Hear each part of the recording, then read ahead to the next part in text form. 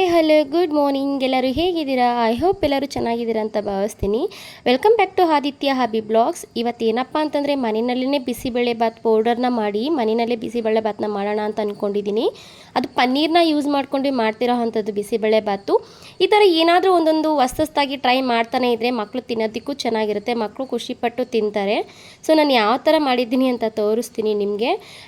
ಏನಪ್ಪ ಅಂದರೆ ಇದು ಆ್ಯಕ್ಚುಲಿ ಪೌಡ್ರ್ ಮಾಡೋದು ಹೇಳ್ಕೊಟ್ಟಿದ್ದು ನಮ್ಮ ಅಕ್ಕ. ತುಂಬ ಟೇಸ್ಟಿಯಾಗಿರುತ್ತೆ, ಚೆನ್ನಾಗಿರುತ್ತೆ. ಮೊದಲನೇದಾಗಿ ನಾನು ತೊಗೊಂಡಿರೋ ಅಂಥದ್ದು 1 ಸ್ಪೂನ್ ಬೇಳೆ ತೊಗೊಂಡಿದ್ದೀನಿ, 2 ಸ್ಪೂನ್ ಕಡಲೆಬೇಳೆ ತೊಗೊಂಡಿದ್ದೀನಿ, 1 ಸ್ಪೂನ್ ಜೀರಿಗೆ, 1 ಸ್ಪೂನ್ ಕಾಳು ಮೆಣಸು, 1 ಸ್ಪೂನ್ ಉದ್ದಿನ ಬೇಳೆ ಆ್ಯಂಡ್ ಇಂಗು, ಸಾಸಿವೆ, ಚಕ್ಕೆ, ಲವಂಗ ಮತ್ತು ಅನಾನಸು ಮತ್ತು 2 ಏಲಕ್ಕಾಯಿ, ಒಂದು 50 ಗ್ರಾಮಷ್ಟು ಧನಿಯಾ ತೊಗೊಂಡಿದ್ದೀನಿ, ಒಂದಿಡಿ ಬ್ಯಾಡಗೆ ಮೆಣಸಿನ್ಕಾಯಿ, ಖಾರಕ್ಕೆ ಎಷ್ಟು ಬೇಕಷ್ಟು ಖಾರ ಮೆಣಸಿನ್ಕಾಯಿ, ಕರಿಬೇವನ್ನ ತೊಗೊಂಡಿರೋ ಅಂಥದ್ದು. ಮತ್ತು ಇದಕ್ಕೆ ಮೇಯ್ನು ಹಿಂಗೆ ಬೇಕಾಗುತ್ತೆ, ಮತ್ತು ಗಸಗಸೆ ಸ್ವಲ್ಪ ಗಸಗಸೆ ತೊಗೊಂಡಿದ್ದೀನಿ. ಅದನ್ನು ಎಲ್ಲ ಫ್ರೈ ಮಾಡ್ಕೊಬೇಕು. ಸೊ ಅದಕ್ಕೆ ಅಂತ ಒಂದು ಪಾನ ಸ್ಟವ್ ಮೇಲೆ ಇಟ್ಕೊಂಡು ಅದಕ್ಕೆ ತೊಗೊಂಡಿರೋ ಅಂಥ ಇಂಗ್ರೀಡಿಯೆಂಟ್ಸ್ ಎಲ್ಲ ಏನಿದೆ ಅದನ್ನೆಲ್ಲ ಹಾಕ್ಕೊಂಡು ಡ್ರೈ ಫ್ರೈ ಮಾಡ್ಕೊತಾ ಇದ್ದೀನಿ.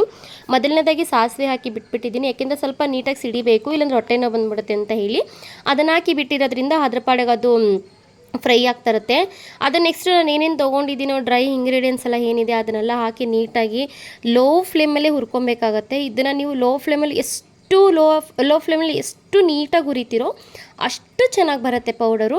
ಮತ್ತು ಹುರಿವಾಗಲೂ ಅಷ್ಟೇ ಘಮ ಘಮ ಅಂತ ಇರುತ್ತೆ, ಮತ್ತು ನಾವು ಬೇಯಿಸುವಾಗಲೂ ಅಷ್ಟೇ ತುಂಬ ಘಮ ಘಮ ಅಂತ ಇರುತ್ತೆ. ಆಮೇಲೆ ಕೊನೆಗೆ ಲಾಸ್ಟಿಗೆ ಗಸಗಸೆನ ಹಾಕ್ಕೊಂಡಿದ್ದೀನಿ. ಇಲ್ಲಿ ಗಸಗಸೆ ಮತ್ತು ಹಿಂಗನ್ನು ಲಾಸ್ಟಲ್ಲಿ ಆ್ಯಡ್ ಮಾಡ್ಕೊಳ್ಳಿ. ಅದು ಫುಲ್ಲು ಫ್ರೈ ಆಗಿದೆ ಅಂತಿರಲ್ಲ, ಆವಾಗ ಫುಲ್ ಫ್ರೈ ಆಗಿದೆ ಅಂತ ಅನಿಸ್ದಾಗ ನಿಮಗೆ ಲಾಸ್ಟ್ ಅದು ಕೆಂಪು ಕಲರ್ ಬರುತ್ತೆ. ಕೆಂಪು ಕಲರ್ ಬಂದಾಗ ಲಾಸ್ಟಲ್ಲಿ ನೀವು ಅದನ್ನು ಹಾಕ್ಕೊಳ್ಳಿ, ಯಾಕೆಂದರೆ ಗಸಗಸೆ ಸೀದೋಗ್ಬಿಡುತ್ತೆ. ಗಸಗಸೆ ಹಿಂಗು ಮತ್ತು ಬೇಗ ಫ್ರೈ ಆಗಿಬಿಡುತ್ತೆ. ಸೊ ಅದರಿಂದ ಲಾಸ್ಟಲ್ಲಿ ಹಾಕ್ಕೊಂಡು ಅದನ್ನು ಫ್ರೈ ಮಾಡ್ಕೊಳ್ಳೋ ಅಂಥದ್ದು. ಅದು ಫ್ರೈ ಮಾಡಿಕೊಂಡು ತಣ್ಣಗಾಗೋದಕ್ಕೆ ಅಂತ ಸೈಡಲ್ಲಿ ಎತ್ತಿಕೊಂಡಿದ್ದೀನಿ. ಇವಾಗ ಧನಿಯಾನ ತಗೊಂಡು ಧನಿಯಾನು ಅದೇ ರೀತಿ ಲೋ ಫ್ಲೇಮಲ್ಲಿ ಹುರ್ಕೊತಾ ಇದ್ದೀನಿ. ಯಾಕೆಂದರೆ ಇದು ಹೈ ಫ್ಲೇಮಲ್ಲಿ ಹುರಿದು ಏನಾದ್ರು ಸೀದೋಗ್ಬಿಡ್ತು ಅಂತಂದರೆ ಅದು ಸಾಂಬಾರ್ದು ಬಿಸಿಬೇಳೆ ಭಾತದ ಪೌಡ್ರ್ ಏನಿದೆ ಆ ಪೌಡ್ರ್ ಅಷ್ಟು ಟೇಸ್ಟ್ ಬರೋದಿಲ್ಲ, ಒಂಥರ ಸ್ಮೆಲ್ ಬರುತ್ತೆ, ಸೀದೋಗಿರೋ ಸ್ಮೆಲ್ ಬರುತ್ತೆ. ಸೊ ಅದರಿಂದ ಇಲ್ಲಿ ಒಣಗಿದ ಮೆಣಸಿನ್ಕಾಯಿನೂ ಅಷ್ಟೇ, ಒಣಗಿದ ಮೆಣಸಿನ್ಕಾಯಿ ಕರಿಬೇವನು ಅಷ್ಟೇ ನಾನು ಇಲ್ಲಿ ಡ್ರೈಯಾಗಿ ಹುರ್ಕೊತಾ ಇದ್ದೀನಿ. ಇದ್ರ ಜೊತೆಗೆ ಒಂದೇ ಒಂದು ಅನಾನಸು ಆ್ಯಡ್ ಮಾಡ್ತಾ ಇದ್ದೀನಿ, ಜಸ್ಟ್ ಫ್ಲೇವರ್ಗೋಸ್ಕರ ಅಂತ ಹಾಕ್ತಾ ಇರೋದು. ತುಂಬ ಚೆನ್ನಾಗಿರುತ್ತೆ, ನೀವು ಒಂದ್ಸಲ ಟ್ರೈ ಮಾಡಿ. ಹುರ್ಕೊಂಡು ಅದನ್ನೆಲ್ಲ ಎತ್ತಿಕೊಂಡಿದ್ದೀನಿ, ಹಾರೋದಕ್ಕೆ ಅಂತ ಎತ್ತಿಕೊಂಡಿದ್ದೆ ಎಲ್ಲನೂ. ನೋಡಿ ಎಷ್ಟು ನೀಟಾಗಿ ಹಾರಿದೆ, ಮತ್ತು ಎಷ್ಟು ಚೆನ್ನಾಗಿ ಅಂದರೆ ಎಷ್ಟು ನೀಟಾಗಿ ಫ್ರೈ ಆಗಿದೆ ಅಂತ ನೋಡಿ, ಅಂದರೆ ಡ್ರೈ ರೋಸ್ಟ್ ಆಗಿದೆ ನೋಡಿ. ಯಾಕೆಂತಂದರೆ ಅದು ಈ ಥರ ಮಾಡೋದ್ರಿಂದ ತುಂಬ ಅಂದರೆ ನಾವು ಅಂಗಡಿಯಿಂದ ತರೋ ಅಂಥ ಪೌಡ್ರೇ ಬೇಡ. ಇದು ಹೆಂಗಿರುತ್ತೆ ಅಂತಂದರೆ ನಾವು ಹೋಟೆಲಲ್ಲಿ ನಾವು ಬಿಸಿಬೇಳೆಬಾತ್ ತಿಂತೀವಲ್ಲ ಅದಕ್ಕಿಂತ ಚೆನ್ನಾಗಿರುತ್ತೆ, ಒಳ್ಳೆ ಟೇಸ್ಟ್ ಬರುತ್ತೆ. ನಾನು ಇದನ್ನೆಲ್ಲ ಆರಿದ್ಮೇಲೆ ತಣ್ಣಗಾದ್ಮೇಲೆ ಪೌಡ್ರ್ ಮಾಡಿ ಇಟ್ಕೊಂಡಿದ್ದೀನಿ ನಾನು. ಪೌಡ್ರೂ ಅಷ್ಟೇ ಎಷ್ಟು ಚೆನ್ನಾಗಿ ಬಂದಿದೆ ಅಂದರೆ ಅಷ್ಟು ಚೆನ್ನಾಗಿ ಬಂದಿದೆ, ಅಷ್ಟು ನೀಟಾಗಿ ಕೂಡ ಇದೆ, ಇದು ಸಖತ್ತಾಗಿದೆ. ಮತ್ತು ಇಲ್ಲಿ ನಾನು ಬಿಸಿಬೇಳೆಬಾತ್ಗೆ 1 ಗೆಡ್ಡೆಕೋಸು, 1 ಕ್ಯಾರೆಟು, 1 ಕಪ್ಪು ಬಟಾಣಿ, ಒಂದು ಕಪ್ಪು ಹುಳ್ಳಿಕಾಯಿ ತೊಗೊಂಡಿರೋದು, ಮತ್ತು ಒಂದೇ ಒಂದು ನಿಂಬೆಹಣ್ಣು ತೊಗೊಂಡಿದ್ದೀನಿ, 1 ಆಲೂಗೆಡ್ಡೆ ತೊಗೊಂಡಿದ್ದೀನಿ. ಮತ್ತು ಇದಕ್ಕೆ ಪನ್ನೀರೆಲ್ಲ ಹಾಕಿದ್ದೀನಿ, ಲಾಸ್ಟಲ್ಲಿ ಹಾಕಿದ್ದೀನಿ, ಲಾಸ್ಟಲ್ಲಿ ತೋರಿಸ್ತೀನಿ.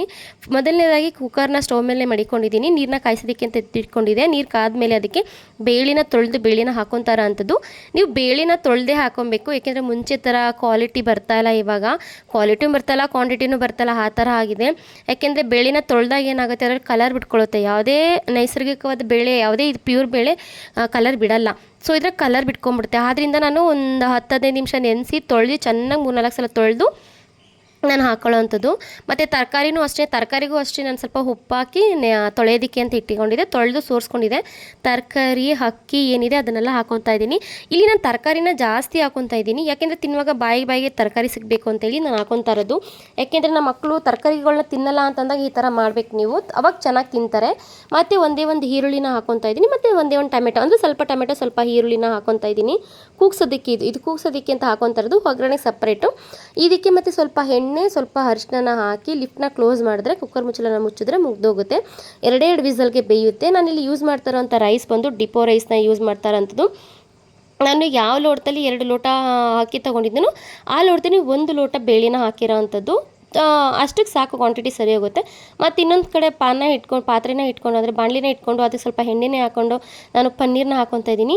ಪನ್ನೀರನ್ನ ನೀವು ಅಂಗಡಿಯಿಂದ ತಂದಾಗ ನೀವೇನು ಮಾಡಬೇಕಂದ್ರೆ ಒಂದು ಹಾಫ್ ಆನ್ ಅವರ್ ಅಥವಾ 1 ಅವರ್ ನೀರಲ್ಲಿ ನೆನೆಸಿಟ್ಬಿಡಿ, ಕಟ್ ಮಾಡಿಬಿಟ್ಟು. ಇಲ್ಲಾಂದ್ರೆ ಹಾಗೇನಾದ್ರು ನೆನೆಸಿಡಿ. ಯಾಕೆ ಅಂತಂದರೆ ಅದು ಫುಲ್ಲು ಒಂಥರ ಗಟ್ಟಿಯಾಗಿರುತ್ತೆ, ತಿನ್ನುವಾಗ ನಾರು ಥರ ಫೀಲ್ ಆಗುತ್ತಲ್ಲ. ಸೊ ಈ ಥರ ಮಾಡಿದ್ರೆ ಸಾಫ್ಟಾಗಿ ಸ್ಪಾಂಜಿಯಾಗಿ ಬರುತ್ತೆ, ಈ ಥರ ನೀರಲ್ಲಿ ನೆನೆಸಿ ಹಾಕೋದ್ರಿಂದ. ನಾನು ಅದು ಪನ್ನೀರನ್ನ ಹಾಕ್ಕೊಂಡು ಫ್ರೈ ಮಾಡ್ಕೊತಾ ಇದ್ದೀನಿ. ಅದ್ರ ಜೊತೆಗೆ ಇವಾಗ ಸ್ವಲ್ಪ ಅರಿಶಿನ ಹಾಕ್ಕೊತೀನಿ. ಅರಿಶಿನ, ಉಪ್ಪು ಮತ್ತು ನಾನು ಏನು ಬಿಸಿಬೇಳೆಭಾತ್ ಪೌಡ್ರನ್ನ ರೆಡಿ ಮಾಡ್ಕೊಂಡಿದ್ದೀನಲ್ಲ, ಆ ಬಿಸಿಬೇಳೆಭಾತ್ ಪೌಡ್ರನ್ನು ಅದಕ್ಕೆ ಹಾಕಿ ನೀಟಾಗಿ ಫ್ರೈ ಮಾಡ್ಕೊತೀನಿ ನಾನು. ಯಾಕೆ ಅಂತಂದರೆ ಅದು ಡೈರೆಕ್ಟಾಗಿ ಹಾಕ್ದಾಗ ಏನಾಗುತ್ತೆ ಅಂತಂದರೆ, ಇವಾಗ ಬಿಸಿಬೇಳೆಭಾತ್ ನಾವು ಕೂಗಿಸ್ಕೊಂಬಿಟ್ಟಿರ್ತೀವಿ ಅಲ್ವಾ, ಕೂಗಿಸ್ಕೊಂಡಿದ್ದಾಗ ಅದನ್ನು ಸಡನ್ನಾಗಿ ಅದನ್ನು ಜಾಸ್ತಿ ಬೇಯಿಸೋಕ್ಕಾಗಲ್ಲ. ಬೇಯಿಸೋಕ್ಕಾಗದಿದ್ದಾಗ ಪನ್ನೀರ್ ಏನಾಗುತ್ತೆ, ಪನ್ನೀರ್ಗೆ ಮಸಾಲೆ ಹಿಡಿಯಲ್ಲ. ಅದಕ್ಕೆ ಸೊ ನಾವು ಈ ಥರ ಮಾಡೋದ್ರಿಂದ ತುಂಬ ನೀಟಾಗಿ ಮಸಾಲೆ ಹಿಡಿದಿರುತ್ತೆ. ಲಾಸ್ಟಾಗಿ ಕ್ಲೈಮ್ಯಾಕ್ಸಲ್ಲಿ ಹಾಕೊಬೋದು. ಈಗ ಬಿಸಿಬೇಳೆಭಾತದ್ದು ಎಲ್ಲದೂ ರೆಡಿ ಆಗಿದೆ, ಒಗ್ಗರಣೆ ಹಾಕ್ಕೊಳ್ಳೋಣ. ಸೊ ಸೈಡಲ್ಲಿ ಒಂದು ಅಗಲವಾಗಿರೋ ಪಾತ್ರೆ ಇಟ್ಕೊಂಡು ಸ್ವಲ್ಪ ಎಣ್ಣೆ ಹಾಕ್ಕೊಂಡು ಸಾಸಿವೆ ಮತ್ತು ಹಿಂಗು, ಬೆಳ್ಳುಳ್ಳಿ ಮತ್ತು ಅದಕ್ಕೆ ನಾನಿಲ್ಲಿ ಮಾಡೋವಂಥ ಒಗ್ಗರಣೆಗೆ ಆಲ್ಮೋಸ್ಟ್ ಯೂಸ್ ಮಾಡೋವಂಥದ್ದು ನಾನು ಅದು ಮೊಟ್ಟೆ ಮೆಣಸಿಕಾಯಿ ಅಂತಾರೆ, ಟೊಮೆಟೊ ಮೆಣಸಿಕಾಯಿ ಅಂತ ಹೇಳ್ತಾರೆ, ಅದನ್ನು ನಾನು ಯೂಸ್ ಮಾಡ್ತಾರಂಥದ್ದು. ಈ ಟೊಮೆಟೊ ಮೆಣಸಿಕಾಯಿ ಎಲ್ಲ ಪ್ರತಿಯೊಂದು ನಾನು ಒಗ್ಗರಣೆಯಲ್ಲಿ ನಾನು ಇದೇ ಮೆಣಸಿಕಾಯಿನ ಯೂಸ್ ಮಾಡೋ ಅಂಥದ್ದು, ಒಣಮೆಣಸನ್ನ ಯೂಸ್ ಮಾಡೋ ಅಂಥದ್ದು. ಏನೋ ಒಂಥರ ಟೇಸ್ಟ್ ಇರುತ್ತೆ. ಮತ್ತು ಸಾಂಬಾರು ಪೌಡ್ರಿಗೂ ಅಷ್ಟೇ ಅದನ್ನು ಹಾಕಿದ್ರು ತುಂಬ ರುಚಿ ಇರುತ್ತೆ. ಸೊ ಆದ್ದರಿಂದ ನಾನು ಜಾಸ್ತಿ ಯೂಸ್ ಮಾಡೋ ಅಂಥದ್ದು. ಇಲ್ಲಿ ಬಿಸಿಬೇಳೆಭಾತ್ ಪೌಡ್ರಿಗೆ ಅದನ್ನು ನಾನು ಹಾಕಿಲ್ಲ. ಅರಿಶಿನೂ ಕೂಡ ಹಾಕ್ಕೊಂಡು ಫ್ರೈ ಮಾಡ್ಕೊತಾ ಇದ್ದೀನಿ. ಇವಾಗ ಇದಕ್ಕೆ ಸ್ವಲ್ಪ ಈರುಳ್ಳಿ ಹಾಕ್ಕೊಂಡು, ಈರುಳ್ಳಿನ ಒಂದೆರಡು ನಿಮಿಷ ಹುರ್ಕೊಂಡು ಅದಕ್ಕೆ ಟೊಮೆಟೊನೂ ಹಾಕ್ಕೊತಾ ಇದ್ದೀನಿ. ನಾನಿಲ್ಲಿ 2 ಟೊಮೆಟೊ 2 ಈರುಳ್ಳಿನ ಹಚ್ಕೊಂಡಿದ್ದೀನಿ ಅಂಥದ್ದು. ಅದರಲ್ಲಿ ಸ್ವಲ್ಪ ಬೈಸೋದಕ್ಕೂ ಹಾಕಿದ್ದೀನಿ, ಸ್ವಲ್ಪ ಇಲ್ಲಿ ಒಗ್ಗರಣೆಗೂ ಹಾಕ್ತಾಯಿದ್ದೀನಿ. ಏಕೆಂದರೆ ಇದು ಒಗ್ಗರಣೆಗೆ ಈ ಥರ ಒಗ್ಗರಣೆ ಮಾಡ್ಕೊತು ಅಂತ ಅಂದರೆ ಚೆನ್ನಾಗಿರುತ್ತೆ. ಇದಕ್ಕೆ ಒಂದು ದಪ್ಪ ಮೆಣಸಿಕಾಯಿನ ಹಾಕ್ಕೊತಾ ಇದ್ದೀನಿ. ದಪ್ಪ ಮೆಣಸಿಕಾಯಿ ಅಂತಂದರೆ ಕೂಗ್ಸೋದ್ರೊಳಗಡೆ ಹಾಕಿದ್ರೆ ಏನಾಗುತ್ತೆ, ಅದು ಕುಕ್ಕಾಗಿ ಹೋಗ್ಬಿಡುತ್ತೆ ಮತ್ತು ಬಾಯಿಗೇನು ಸಿಗೋದಿಲ್ಲ. ಆದ್ದರಿಂದ ಮತ್ತು ಇಲ್ಲಿ ಆಲೂಗೆಡ್ಡೆನೂ ಅಷ್ಟೇ, ಆಲೂಗೆಡ್ಡೆ ಬಟಾಣಿ ಏನಿದೆ ಅದನ್ನು ನಾನು ಕೂಗ್ಸೋಕೆ ಹಾಕಿರೋದಿಲ್ಲ, ಈ ಥರ ಒಗ್ಗರಣೆಗೆ ಹಾಕೊಳ್ಳುವಂಥದ್ದು. ಇದನ್ನು ಕೆಲವ್ರು ಏನು ಮಾಡ್ತಾರೆ ಅಂದರೆ ಎಲ್ಲನೂ ಒಟ್ಟಿಗೆ ಹಾಕ್ಬಿಡ್ತಾರೆ, ಫಸ್ಟೇ ಒಗ್ಗರಣೆ ಮಾಡಿಬಿಡ್ತಾರೆ, ಒಟ್ಟಿಗೆ ಹಾಕಿ ಕೂಗಿಸ್ಕೊತಾರೆ, ಆ ಥರನೂ ಮಾಡ್ತಾರೆ. ಬಟ್ ನಾನಿಲ್ಲಿ ಆ ಥರ ಮಾಡಿಲ್ಲ, ಅಂದರೆ ಸಪ್ರೇಟಾಗಿ ಮಾಡ್ಕೊಂಡಿದ್ದೀನಿ ನಾನು. ಯಾಕೆಂದರೆ ನನ್ನ ಮಗ ಇಲ್ಲಿ 8 ಗಂಟೆ ಒಳಗಡೆ ಅವನಿಗೆ ಟಿಫನ್ ರೆಡಿ ಮಾಡಬೇಕಿತ್ತು ಅಂತೇಳಿ ಮಾರ್ನಿಂಗ್ ಬೇಗನೆ ಎದ್ದು ಮಾಡ್ತಾರೋ ಅಂಥದ್ದು. ಮತ್ತು ನಾನು ಏನು ಪೌಡ್ರ್ ಮಾಡಿ ಇಟ್ಕೊಂಡಿದ್ದೆ ಅದನ್ನು ನಾನು ಒಂದು ಹೇರ್ ಹೋಗ್ದಿರೋ ಅಂಥ ಗಾಜಿನ ಬಾಕ್ಸ್ಗೆ ಹಾಕಿಟ್ಕೊಂಡಿದ್ದೀನಿ ನಾನು. ಅದದು ಹೇರ್ ಹೋಗ್ಬಿಟ್ರೆ ಏನಾಗುತ್ತೆ ಅಂತಂದರೆ ಅದು ಫ್ಲೇವರ್ ಇರುತ್ತಲ್ಲ, ಆ ಫ್ಲೇವರ್ ಎಲ್ಲ ಹೊರಟೋಗ್ಬಿಡುತ್ತೆ. ಸೊ ಫ್ಲೇವರ್ ಹೋದ್ಮೇಲೆ ಯೂಸ್ ಮಾಡಿದ್ರೂ ಅಷ್ಟೊಂದು ಏನೋ ಕಂಫರ್ಟಬಲ್ ಅಂತ ಅನಿಸಲ್ಲ. ಆದ್ದರಿಂದ ಫ್ರೆಶ್ ಆಗಿ ತಿನ್ನೋದ್ರಿಂದ ತುಂಬ ಅಂದರೆ ತುಂಬಾ ಚೆನ್ನಾಗಿರುತ್ತೆ.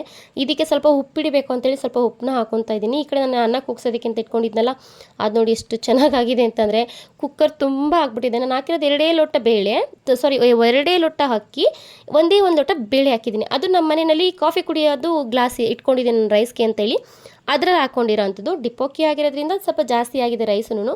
ಮತ್ತು ತರಕಾರಿ ಅಲ್ಲಲ್ಲಿ ಹಾಗೆ ಕಾಣಿಸ್ತಾ ಇದೆ.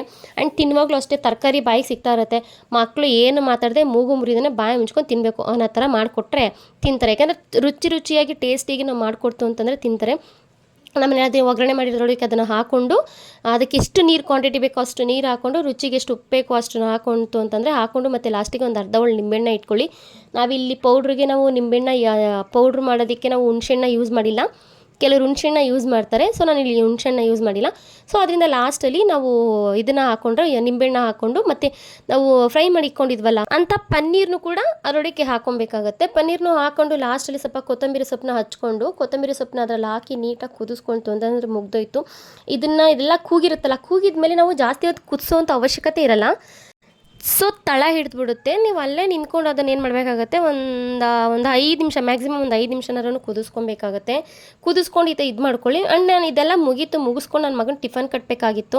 ಸೊ ಟಿಫನ್ಗೆ ಮೊನ್ನೆ ಮೀಟಿಂಗ್ ಹೋಗಿದ್ದಾಗ ಸ್ಟ್ರಿಕ್ಟಾಗಿ ಹೇಳಿದರು ಏನೇನು ಹಾಕಬೇಕು ಅಂತೇಳಿ, ವೆಜಿಟೇಬಲ್ಸು, ಫ್ರೂಟ್ಸು ಈ ಥರ ಹಾಕಿ ಅಂತೇಳಿದರು.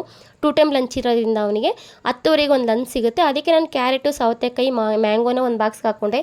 ಸ್ವಲ್ಪ ದೊಡ್ಡ ಬಾಕ್ಸ್ಗೆ ಹಾಕಿದ್ದೀನಿ ನಾನು. ಆ್ಯಂಡ್ ಸಪ್ರೇಟಾಗಿ ನಾನು ಏನು ಮಾಡಿದೆ ಅಂತಂದರೆ ಬಿಸಿಬೇಳೆಭಾತ್ನ ಹಾರೋದಕ್ಕೆ ಅಂತ ಇಟ್ಕೊಂಡಿದ್ದೆ, ತಣ್ಣಗಾಗೋದಕ್ಕೆ ಅಂತ. ತಣ್ಣಗಾದ್ಮೇಲೆ ಅದಕ್ಕೂ ಅವನಿಗೆ ಕಟ್ಟಿ ಅವನಿಗೆ ಟಿಫನ್ ರೆಡಿ ಮಾಡಿದೆ. ಟಿಫನ್ ರೆಡಿ ಮಾಡಿ ಅವನ ಸ್ಕೂಲಿಗೆ ಕಳಿಸಿದಾಯಿತು. ಇವತ್ತಿನ ವೀಡಿಯೋ ನಿಮಗೇನೋ ಚೂರೇನಾದ್ರು ಇಷ್ಟ ಆಗಿತ್ತು ಅಂದರೆ ಲೈಕ್ ಮಾಡಿ, ಶೇರ್ ಮಾಡಿ, ಕಮೆಂಟ್ ಮಾಡಿ. ಪ್ಲೀಸ್ ದಯವಿಟ್ಟು ಸಬ್ಸ್ಕ್ರೈಬ್ ಮಾಡ್ಕೊಳ್ಳಿ.